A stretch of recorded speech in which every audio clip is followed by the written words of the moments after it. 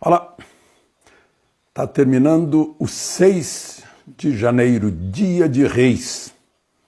A gente nem comemora, né? Já foi até feriado religioso aqui no Brasil, até 1967, quando foi limitado o número de feriados e cortados muitos feriados religiosos.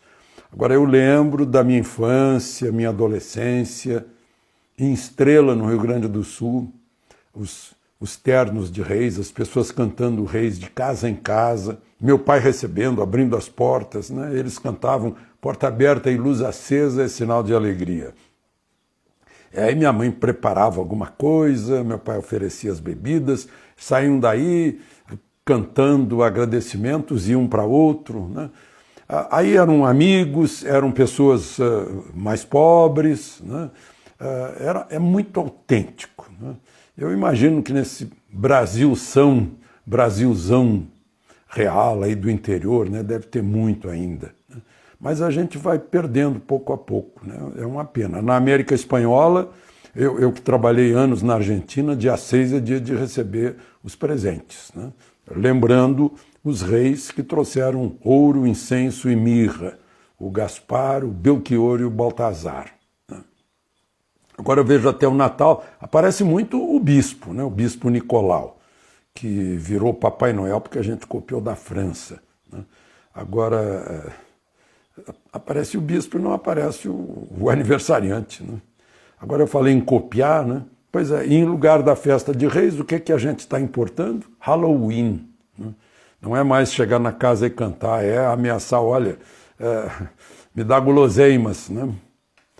Halloween, dia 31 de outubro. Nada a ver com a tradição nossa. Bom, vamos aos assuntos desta segunda-feira, 6 de janeiro, dia de Reis.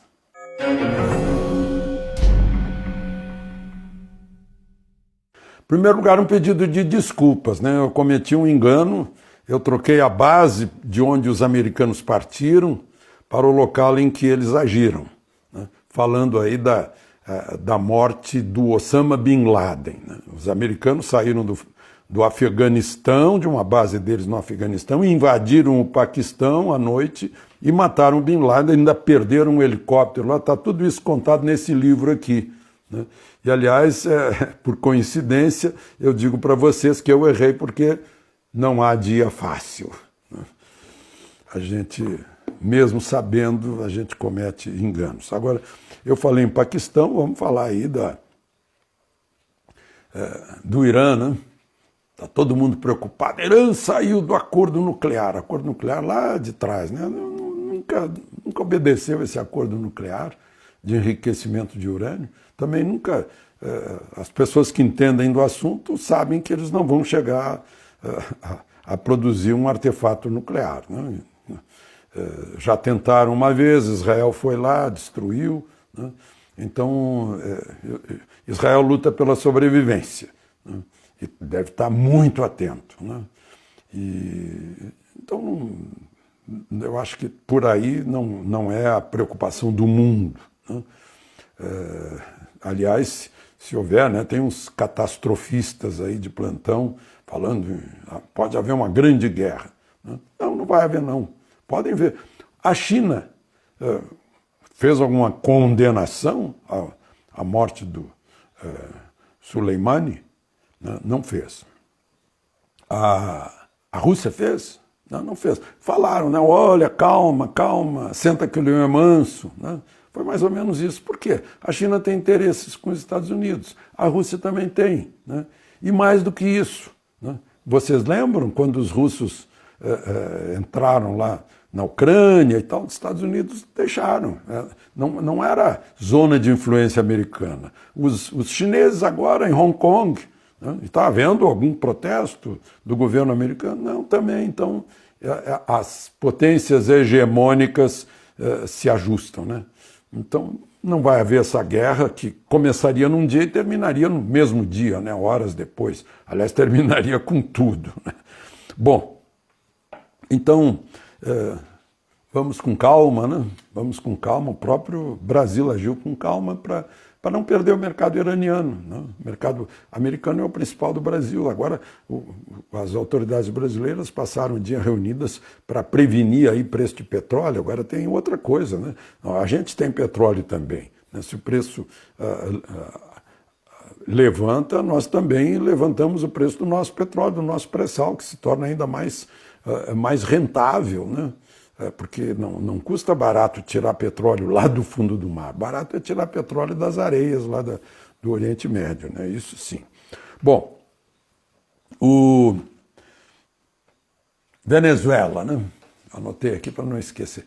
Maluquice, chegaram a um ponto assim que não precisam esconder nem disfarçar. Simplesmente puseram a polícia para não deixar entrar os deputados opositores no parlamento que ia eleger o presidente do parlamento, né?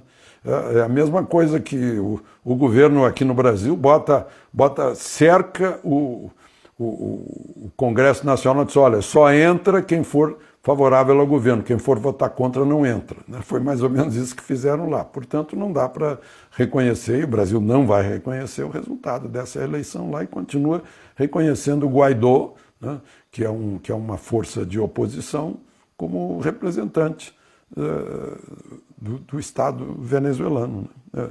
É uma coisa maluca, já perderam completamente o senso. Aliás, queria contar para vocês, eu tenho alguns amigos cubanos, refugiados, né? Agora chegou mais uma pessoa de lá, teve uma operação assim, parecida com a do Carlos Ghosn, que veio do Japão para o Líbano, né? Mas chegou a Roraima, depois chegou a Brasília, e a gente estava conversando, não sabe de nada do que acontece lá dentro de Cuba, não sabe nada sobre Che Guevara, né? Não sabe nada sobre Fidel. Lá dentro é fechado, né? Também não sabe nada sobre carne de primeira ou de segunda, né? É uma coisa terrível, a gente fica com muita pena. Bom, voltemos ao Brasil. Olha, eu desconfio até que foi o que eu disse aqui na semana passada sobre a taxação da energia solar fotovoltaica, né? Podendo a pessoa produzir energia e tal, e uma taxação lá em cima, né? Foram com muita sede ao pote, 60% por aí que estavam planejando lá na Agência Nacional de Energia Elétrica, né? Eu acho que o presidente viu isso, viu e botou a boca no mundo, né? Rodrigo Maia, presidente da Câmara, a mesma coisa. Eu disse, não vamos aprovar essa história, né?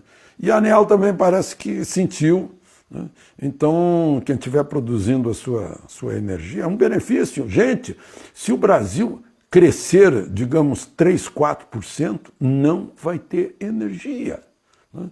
Porque construíram 3 ou 4 hidrelétricas aí depois dos últimos 30 anos, né?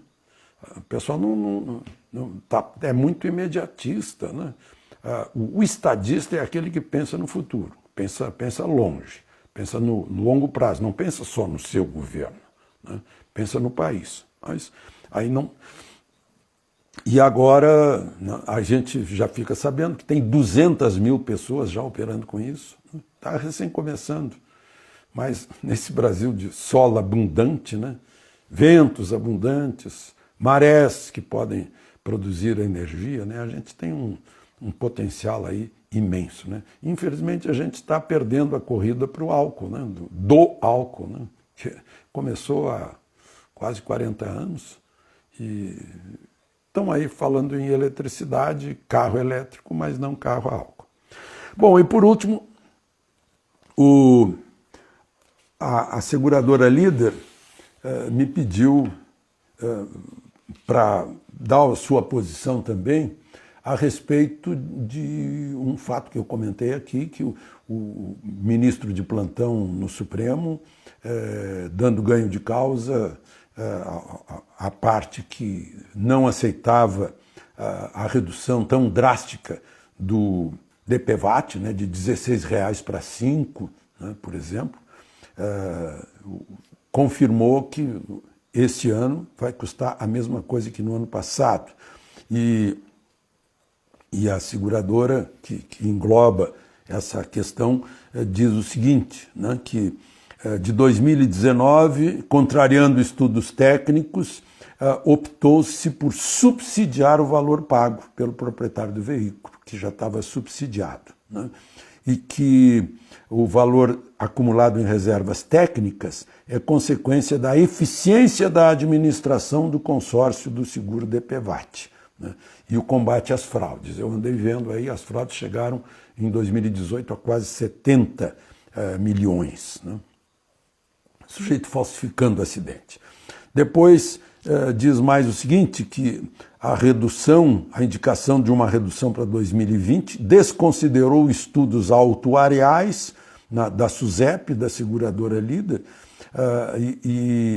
e a SUSEP chegou a ter um parecer dizendo que para cumprir o pagamento de indenizações, repasses ao SUS, ao Denatran, despesas com consórcio, os valores do seguro do DPVAT de 2020 seriam cerca de 10 a 20 vezes maiores do que aqueles fixados naquela redução, né? E aí informam o seguinte, que vai operar nas mesmas bases de 2019, em 2020, e que é possível, com o valor do seguro praticado, que um projeto de lei avance para reajustar a indenização para 25 mil, no caso de morte, é 13 hoje, é pouquíssimo, né?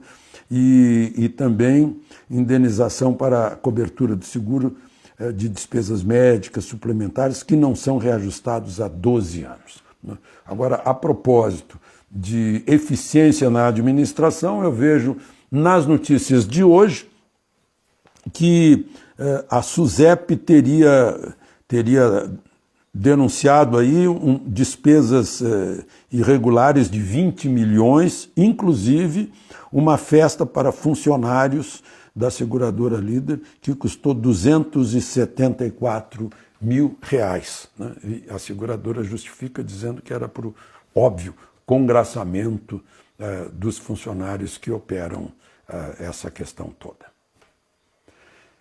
Tá aí, de Brasília, Alexandre Garcia.